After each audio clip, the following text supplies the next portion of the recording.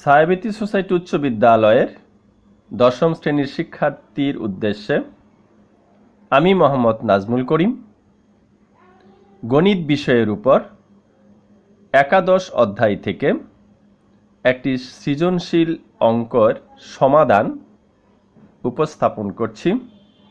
তোমরা তা অত্যন্ত মনোযোগ সহকারে শ্রবণ করবে। প্রথমে আমি তোমাদের স্বাগত জানাচ্ছি। সেই সাথে আমি একটি উদ্দীপক তোমাদের উদ্দেশ্যে এখানে নিয়ে এসেছি। উদ্দীপকটি হলো x plus Y minus Z divided by x plus Y equal to Y plus Z minus X divided by Y plus Z equal to Z plus X minus Y divided by Z plus X এবং X plus Y plus Z not then equal to 0। এই উদ্দীপকটির সাপেক্ষে আমাদের নিচের ক খ গ তিনটি অঙ্ক সমাধান করতে হবে। আমি প্রথমেই তোমাদের উদ্দেশ্যে প্রশ্নগুলো উপস্থাপন করছি। কতে প্রশ্ন হলো x by Y equal to Y by z হলে, অর্থাৎ একটি শর্ত উপস্থাপন করা হয়েছে এখানে, x by Y equal to Y by z হলে দেখাও যে x minus Y whole square by x equal to Y minus z whole square divided by z. খতে উদ্দীপকের আলোকে প্রমাণ করো যে x equal to y equal to z. গতে প্রশ্ন হলো BZ minus c y by a equal to c x minus a z by b equal to a y minus b x by c হলে প্রমাণ করো যে x by a equal to Y by b equal to z by c. আমি এবার কয়ের অঙ্কটি দেখাবো, দুই পক্ষ সমান দেখাবো। এই উদ্দেশ্যে আমাদের শর্তটি দেওয়া আছে, সেটা আমরা নিয়ে আসছি। দেখো দেওয়া আছে x by Y equal to Y by z. যেহেতু অনুপাত সমানুপাতের অঙ্ক, তাহলে এই রাশিটার সমান আমরা অনুপাতের ধ্রুবক কে ধরে নিতে পারি। এই জন্য আমরা লিখেছি মনে করি X by Y equal to Y by Z equal to K. এরকম লেখা থাকলে আমরা এই রাশির সমান কে আবার এই রাশির সমান কে ধরতে পারি। আমরা যদি Y by Z equal to K ধরি, তাহলে দেখো এটাকে যদি আমরা বজ্রগুণন করি তাহলে Y equal to Z K পাই। এবং X by Y equal to যদি কে ধরি, তাহলে দেখো বজ্রগুণন করলে X equal to Y K. কেটা উপরে রাশি, এক্স আর নিচের ওয়ান গুণ হবে এক্স কে এক্স আর কে এর সাথে ওয়াই গুণ হবে, অর্থাৎ এক্স ইকুয়াল টু ওয়াই কে। আমরা এখানে ওয়াই এর মান বের করেছি জেড কে, এখানে ওয়াই এর মানটা জেড কে বসিয়ে দিয়েছি ইন্টু কে। এটা গুণ করলে দেখো হয় জেড কে স্কোয়ার। এবার বাম পক্ষে আছে হলো এক্স মাইনাস ওয়াই তার whole square divided by x. এটার মধ্যে আমরা এক্স ওয়াই এর মান আমরা যে বের করেছি সেখান থেকে বসিয়ে দিয়েছি। এক্স এর মান হলো জেড কে স্কোয়ার আর ওয়াই এর মান হলো জেড কে, তার উপর হোল স্কোয়ার আছে এক্স মাইনাস ওয়াই এর উপর, এই তার মানের উপর আমরা হোল স্কোয়ার দিয়েছি আর নিচে এক্স এর মান হলো জেড কে স্কোয়ার বসিয়েছি। এখন দেখো এই হোল স্কোয়ারের ভিতর থেকে আমরা জেড আর কে কমন নিতে পারি। যেহেতু হোল স্কোয়ারের ভিতরে জেড কে কমন নিয়ে বের করে নিয়ে আসবো, তাহলে তারা সাথে এই স্কোয়ারটাও নিয়ে আসবে, অর্থাৎ এখান থেকে জেড কে বেরিয়ে আসলে সাথে স্কোয়ার নিয়ে আসবে, এই জন্য জেড স্কোয়ার কে স্কোয়ার হয়েছে। আর ভিতরে থাকছে হলে এখান থেকে কে একটা এসে পড়ছে, রয়েছে হলো একটা কে, আর জেড কে দুজনেই এখান থেকে বেরিয়ে আসে পড়ছে, এই জন্য রয়েছে হলো ওয়ান। তার মানে জেড স্কোয়ার কে square equal into k minus one তার হোল স্কোয়ার আর নিচে জেড কে স্কোয়ার। ঠিক আছে, এবার দেখো এই কে স্কোয়ার কাটা যায়, আমরা এটাকে কেটে দিতে পারি। এই কে স্কোয়ার কাটা যায় আর জেড স্কোয়ারের সাথে কাটাকাটি করে একটা জেড থাকে, আর এখানে রয়েছে তার সাথে গুণাকারে কে মাইনাস ওয়ান তার হোল স্কোয়ার। সুপ্রিয় শিক্ষার্থীবৃন্দ, তোমরা নিশ্চয়ই তা বুঝতে পেরেছ। এবার ডান পক্ষ দেখো, ডান পক্ষের কাজ করে যদি আমরা এই জিনিসটা বের করতে পারি তাহলে আমরা বলতে পারি যেটা দেখানো হয়েছে। ডান পক্ষে আছে ওয়াই মাইনাস জেড তার whole square divided by z. এখানেও আমরা ওয়াই এর মান বসিয়েছি জেড কে, আর এখানের জেড আছে তার হোল স্কোয়ার, নিচে জেড। এখান থেকে জেড কমন নিলে জেড স্কোয়ার হয়ে গেছে, আর সাথে রয়েছিল কে মাইনাস ওয়ান তার হোল স্কোয়ার। এই জেড আর জেড স্কোয়ারের সাথে কাটাকাটি করে একটা জেড থাকে, আর সাথে থাকে কে মাইনাস ওয়ান তার হোল স্কোয়ার। দেখো ডান পক্ষ এবং বাম পক্ষে একই মান আমরা বের করতে সক্ষম হয়েছি। তাহলে আমরা এখন লিখতে পারি X minus Y whole square divided by x equal to, এখানে একটা ইকুয়াল টু হবে, equal to Y minus Z তার whole square divided by Z. এটি আমাদের এখানে দেখো দেখাইতে বলা হয়েছিল, এটি আমরা দেখাইতে সক্ষম হয়েছি, সুতরাং এটা আনসার হয়ে গেছে।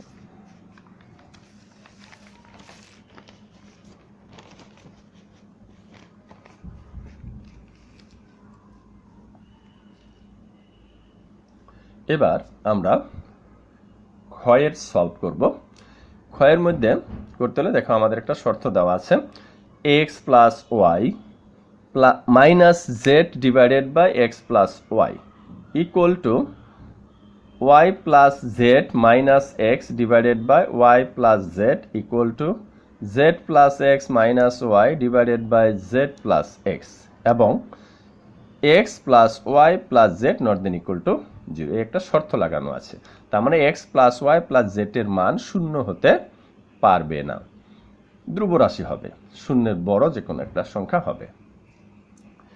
এবার এত সমান এত সমান এত দেওয়া আছে, তাহলে আমরা লিখতে পারি, আমরা যদি এটাকে বিয়োজন করি, নিশ্চয়ই তোমরা বিয়োজন সম্পর্কে ধারণা আছে, পূর্ববর্তী ক্লাসে আমি যোজন বিয়োজন নিয়ে যথেষ্ট আলোচনা করেছি। এবার দেখো বিয়োজন করলে কি হবে, উপরের রাশিগুলি উপরে ঠিক থাকবে, আর নিচের রাশিগুলি চিহ্ন চেঞ্জ হয়ে গিয়ে উপরে বসবে, আর নিচের রাশি নিচে থাকবে। আমরা তাই করেছি, দেখো X plus Y minus Z, আর নিচের এক্স প্লাস ওয়াই চিহ্ন চেঞ্জ হয়ে মাইনাস এক্স মাইনাস ওয়াই হয়েছে। অনুরূপভাবে এখানেও ঠিক একই কাজ করেছি, Y plus Z minus X ঠিক রেখেছি, আর নিচের Y plus Z minus Y minus Z হয়ে উপরে চলে গেছে, আর নিচে যা আছে তাই। এখানেও অনুরূপভাবে একই কাজ করেছি, আমরা বিয়োজন করেছি, ডান পাশে দেখো লিখে রেখেছি বিয়োজন করে। এবার দেখো এখানে কাটাকাটি করে আমাদের মাইনাস জেড থাকে, অর্থাৎ এই মাইনাস এক্স প্লাস এক্স কাটা যায়, মাইনাস ওয়াই প্লাস ওয়াই কাটা যায়, থাকে হলো মাইনাস জেড।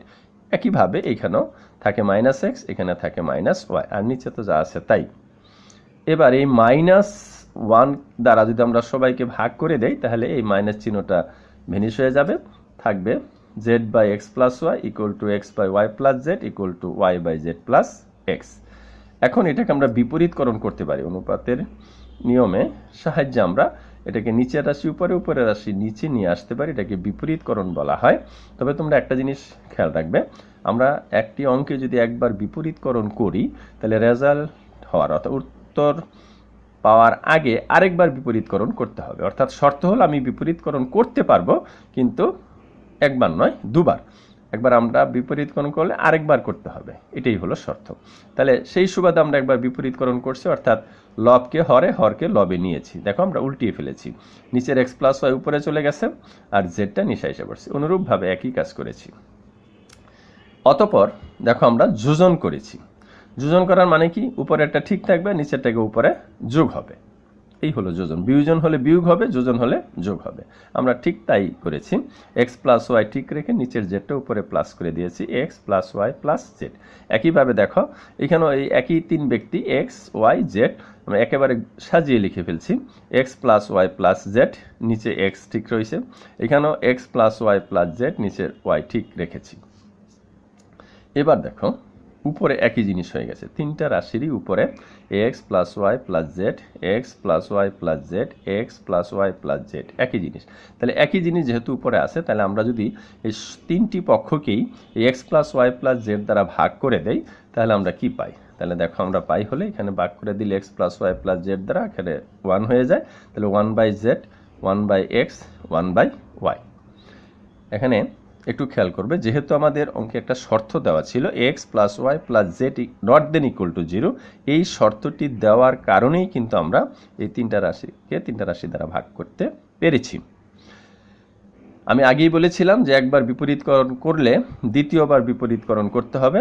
আমরা দেখো এখানে আবার সেই বিপরীতকরণ শর্ত অনুসারে করেছি। ওয়াই বাই জেড না 1/z-কে আমরা উল্টিয়ে করলে নিচে 1 এসে পড়ছে, উপরে জেড চলে গেছে, আর নিচের 1টা আমাদের লিখতে হয় না, তাহলে এই জেড হয়ে গেছে। এটা বিপরীতকরণ করার পরে এক্স হয়ে গেছে, এটা বিপরীতকরণ করার পরে ওয়াই হয়ে গেছে। নিচে 1 আছে, 1গুলি আমরা বিলুপ্ত করে ফেলতে পারি নিচে থাকলে, কিন্তু উপরে থাকলে কিন্তু কখনো পারি না। অতএব এই জন্য লিখে রেখেছি দেখো পুনরায় বিপরীতকরণ করে। তাহলে আমাদের এটাই প্রমাণ চেয়েছিল যে x equal to y equal to z, তাহলে আমরা x equal to y equal to z প্রমাণ করতে সক্ষম হয়েছি, লিখে রেখেছি যে প্রমাণিত। শিক্ষার্থী বন্ধুরা, নিশ্চয়ই তোমরা বুঝতে পেরেছ। তারপরও যদি তোমাদের বুঝতে কোনো সমস্যা হয় তাহলে কমেন্ট বক্সে কমেন্ট করবে যে আমি এখানে বুঝতেছি না, আমি চেষ্টা করব পুনরায় আবার তা বুঝিয়ে দিতে। অথবা তোমরা বারবার যদি এটা অনুসরণ করো বা দেখো, তাহলে দেখতে পারবে তোমরা নিজেরাই এখন বুঝতে পারবে ইনশাল্লাহ। এবার আসো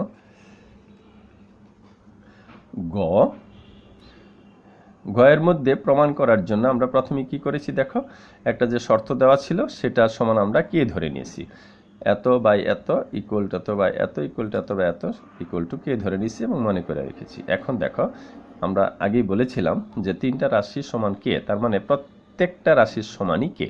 তাহলে এটার সমান কে, এটার সমান কে, এটার সমান কে। এখন এটার সমান যদি কে আমরা ধরি, তাহলে দেখো আর গুণন করলে bz minus cy equal to a কে। এটার সমান যদি আবার ধরি তাহলে cx minus ay equal to b কে। দেখো তাই হয়েছে। আবার এটার সমান যখন কে ধরবো তখন ay minus bx equal to c কে। এখন দেখো ঠিক তাই পেয়েছি, এত সমান a কে, এত সমান b কে, এত সমান c কে। এটা হলো প্রথমটার উপরেরটা, এটা হলো দ্বিতীয়টার উপরেরটা, এটা হলো তৃতীয় রাশির উপরেরটা। আর এ গিয়ে এটার সাথে গুণ হয়েছে, বি গিয়ে এটার সাথে গুণ হয়েছে, সি গিয়ে এটার সাথে গুণ হয়েছে, এবং 1 নম্বর 2 নম্বর 3 নম্বর সমীকরণ আমরা দিয়ে দিলাম। এবার একটা জিনিস খেয়াল করবে, এগুলি যদি আমরা যোগ বিয়োগ করি তাহলে দেখো কোনোটার সাথে কোনোটা কাটা যায় না। এই জন্য আমরা যখন কে ধরবো কোনো রাশির মান, তাহলে এই কে এর মানটাকে আমার 0 বের করতে হবে। সেই জন্য আমাদের খেয়াল করতে হবে যেই সমীকরণের কে এর সাথে এ আছে, 2 নম্বর সমীকরণের কে এর সাথে বি, 3 নম্বর সমীকরণের কে এর সাথে সি। আমরা একটু সহজে মনে রাখার উদ্দেশ্যে আমি বলছি তোমাদের, যে কে এর সাথে এ সেই সমীকরণকে এ দ্বারা, যে সমীকরণের কে এর সাথে বি তাকে বি দ্বারা, যে সমীকরণের কে এর সাথে সি তাকে সি দ্বারা গুণ করলে দেখবা কে এর মানটা 0 হয়ে যাবে। তাহলে আমরা তাই করেছি। এখন দেখো, এখন লিখে রেখেছি 1 নং 2 নং ও 3 নং সমীকরণকে যথাক্রমে এ বি ও সি দ্বারা গুণ করে পাই। এটাকে গুণ করলে দেখো কে দ্বারা যখন এ দ্বারা যখন আমরা গুণ করবো 1 নং, তাকে সবাইকে করতে হবে। তাহলে সবাই এটার সাথে দেখো সবার সাথে এ বসে গেছে, এখানে বিজেড ছিল এটার সাথে এ হয়ে গেছে, সি ওয়াই এর সাথে এ হয়ে গেছে, এ কে এর সাথে এ গুণ হয়ে এ স্কোয়ার হয়ে গেছে। একইভাবে আমরা 2, 3 নম্বর সমীকরণ করেছি। এবার এটাকে যদি আমরা 3টা সমীকরণকে যোগ করি, যোগ করে পাই, তাহলে দেখো এখানে কি দাঁড়ায়, a b z minus a b z, এটার সাথে এটা কাটা যায়, a c y minus a c y plus, এটার সাথে এটা কাটা যায়, এটার সাথে এটা কাটা যায়, বাম দিকে দেখো 0 হয়ে গেছে। ডান দিকে কে কে কে যদি আমি কমন নেই তাহলে ভিতরে থাকে square plus B square plus C square, এটাকে যোগ করলে এইটা দাঁড়ায়। তার মানে K into A square plus B square plus C square সমান 0। তাহলে কে ইকুয়াল টু কে এর সাথে যে রাশিটা আছে square plus B square plus C square, সেটা দ্বারা 0কে ভাগ করলে 0 হয়ে যায়, অর্থাৎ কে ইকুয়াল টু 0 হয়ে যায়। এখন এই কে এর মানটা আমরা 1 নম্বর এবং 2 নম্বর সমীকরণে যদি বসাই তাহলে কি পাই দেখো, 1 নং এ কে এর মান যদি বসাই তাহলে দেখো 1 নং সমীকরণ আছে হলো BZ minus C Y equal to A K. এখন এ তো এই ইন্টু কে এর মান হলো 0, তাহলে এর সাথে গুণ আকারে 0 হলো, তাহলে এটা 0 হয়ে গেল। এটা যখন 0 হয়ে যায় তখন এইটা যদি আমরা মাইনাসটা ডান পাশে পাঠিয়ে দিই তাহলে মাইনাস সিওয়াই হয়ে গেছে, তার মানে বিজেড ইকুয়াল টু সিওয়াই। এখন এটাকে অনুপাতের নিয়ম অনুসারে আমরা এটাকে ঠিক রেখে দেখো আমরা কি করেছি, z/c = y/b। এখন এটাকে আর গুণন করো, দেখবে এটা পাবা bzcy। তাই এইটাকে আমরা এইভাবে লিখতে পারি, যেহেতু আমাদের প্রমাণে এইভাবে রেখেছে সেই জন্য আমরা এটা করেছি। এখন 2 নম্বর সমীকরণকে আমরা যদি আবার k এর মান বসাই, তাহলে cx - az = b * k এর মান 0। তাহলে এটা 0 হয়ে গেছে, এটাকে এই পাশে সরাসরি নিয়ে আসছি, -az-টা ডান পাশে এসে az হয়ে গেছে প্লাস। এখন আবার এই cx = az, এটাকে আমরা লিখতে পারি x/a = z/c। দেখো কিভাবে লিখতে পারি, এখন বজ্র গুণন করলে যদি এটা পাওয়া যায় তাহলে ঠিক আছে। তাহলে দেখো cx az az। একটা জিনিস এবার লক্ষ্য করো, 4 নম্বর এবং 5 নম্বর সমীকরণের দিকে যদি লক্ষ্য করো, 4 নম্বর সমীকরণের বামে z/c, 5 নম্বর সমীকরণের ডানে z/c, অর্থাৎ একই z/c এর মান হলো x/a, আবার এখানেও z/c এর মান হলো y/b। তার মানে একই জিনিসের দুটো মান পাইছি, তাহলে এই মান দুটো পরস্পর সমান। তাহলে 4 এবং 5 নং সমীকরণ হতে আমরা লিখতে পারি x/a = y/b = z/c, এবং এটাই আমাদের প্রমাণ করতে বলা হয়েছিল এবং সেটা আমরা প্রমাণ করতে সক্ষম হয়েছি। সুপ্রিয় শিক্ষার্থীবৃন্দ, তোমরা নিশ্চয়ই তা বুঝতে পেরেছ। তোমাদের উদ্দেশ্যে আরও দুটি কথা বলছি। কথাটি হলো, আমাদের দেশে এখন এই তোমাদের উঠতি বয়স অর্থাৎ টিনএজ বয়সের শিক্ষার্থী বা এই বয়সের ছেলে বা মেয়েরা মাদকাসক্ত হয়ে যাচ্ছে। তাই তোমাদেরকে আমি অত্যন্ত সতর্কতার সাথে বলছি যে তোমরা এই জিনিসটাকে তোমরা না বলতে শিখবে, কোনোভাবেই এটার সাথে তোমরা জড়িত হবে না, এটা থেকে দূরে থাকবে, এবং তোমাদের বন্ধু-বান্ধব যদি এর সাথে সম্পৃক্ত হতে চায় দেখে তা অবশ্যই সেখান থেকে ফিরিয়ে আনবে। এই প্রত্যাশা রেখে আমি মোহাম্মদ নাজমুল করিম তোমাদের কাছ থেকে বিদায় নিচ্ছি। আল্লাহ হাফেজ।